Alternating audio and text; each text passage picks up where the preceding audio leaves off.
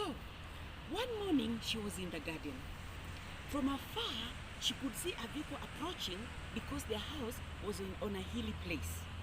She went to open the gate so that she could invite the visitor in, only to welcome her grandfather who had come to visit. She was so excited that she left him to go and inform her parents of his coming. The rest of that day was spent enjoying Grandpa's presence. In the evening, the grandfather asked her to wake up very early and prepare herself, for he had something for her. She went to sleep very excited. By 7 o'clock, she had prepared breakfast and ensured her siblings had cleaned the house. She put on her best dress as her grandfather had requested her. At around 10 o'clock, she was told to go and open the gate. Somebody was knocking. She found 2 men at the gate. The grandfather was the first to speak out. He introduced the visitors to the family. Then he concluded by saying, "Josephat, this is the young lady I was telling you about. I think she's now ready." "Ready?" inquired Margaret's father, who had shock written all over his face. "Ready for marriage, of course. And I found a good man. Josephat is an accountant with Mirabank in Machakos town. Besides, he has business in Dubai," he said with satisfaction. "I don't understand, father. What are you saying?" Margaret's father pursued the conversation. "Son, you have been wasting time. So I found a favorite suitor for my granddaughter." "Over my dead body," Margaret's father blurted out as the mother stood up and started wailing. "Woman, why are you screaming?" interjected Margaret's grandfather. "Keep quiet. These are not issues for women to discuss," he commanded.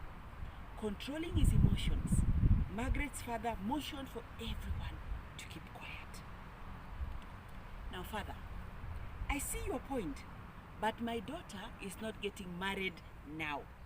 She still has her schooling to complete," he said with finality. No matter the father's arguments, Margaret's father would not budge.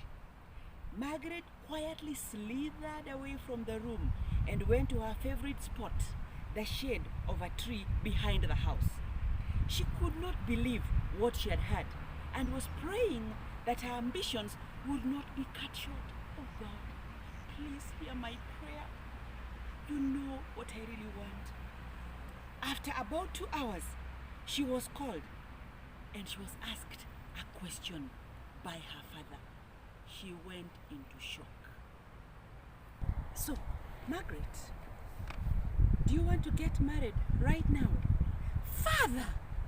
she exclaimed. "Young girl, just answer the question," he insisted. "You have heard her, and I support her." Margaret had said no. So her father was telling his father categorically. The grandfather stood up chagrined and told the young men to follow him. He was protesting at how people had stopped honoring culture. He also lamented over the new generation with their hardness of heart and hard-headedness. Margaret's father could not reason with him any longer. As he took out his old vehicle and drove off. The following week, Margaret called a friend to share her experience that had really traumatized her. "I think you need some time off," the friend advised. That is how Margaret found herself at the Resurrection Gardens in Karen, within the suburbs of Nairobi City, to seek God's guidance. As a teenager, she had always been torn between being a medical doctor and a psychologist. Whatever career the days held for her, she knew she wanted to choose between the two. And other students had started calling her researcher because she loved doing research. She also recalled her desire to be like Professor Matai.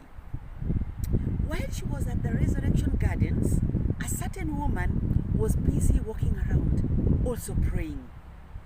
So Margaret got involved in a conversation with her, and the woman revealed that she was seeking God's help to heal her young baby who was terminally ill. From then on, Margaret decided she would train as a medical doctor.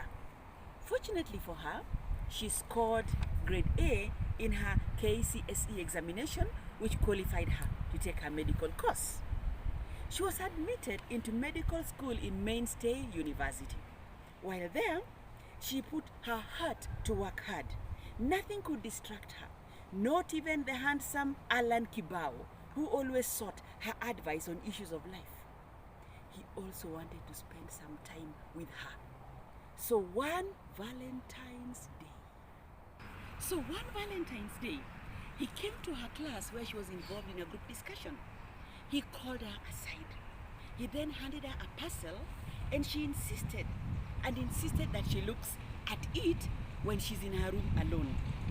Out of excitement, she went to her room very fast and ripped off the wrapping very fast, very quickly. She found a red, exquisite evening gown. Beside it was a note asking her to accompany him for a party that evening. Her emotions hit the roof. She was not sure what to do. She sat in her room for about 15 minutes. "Where are you right now?" she called Alan through her phone. "Right here in my room," he responded enthusiastically. She got out of her room and went to look for him. When she reached the entrance of his hostel, she called him out. "Oh, you won't come in?" He was visibly disappointed. "No, please just come out here and meet me," she insisted. Within no time, Alan had arrived. "I'm very sorry, I cannot accept your present nor your invitation," she started. "Why, Margaret? Am I so evil? You can't walk with me?" he asked pitifully. "It's not that, Alan. You're a good person. It's just that I'm not ready for a commitment right now," she responded, a little frightened. "No one is asking for a commitment.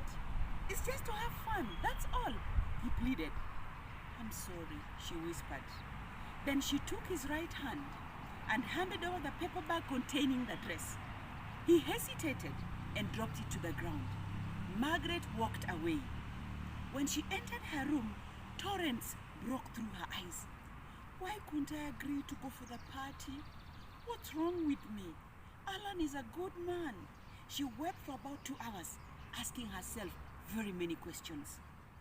Finally, she decided to take a walk to cool her eyes that were heavy and her heart that was almost breaking. Right in front of her was Alan Kibao, holding the hand of Penna Jones, one of her classmates. When she looked at the dress she was putting on, Margaret was shocked. Let's catch up for more next time. Thank you.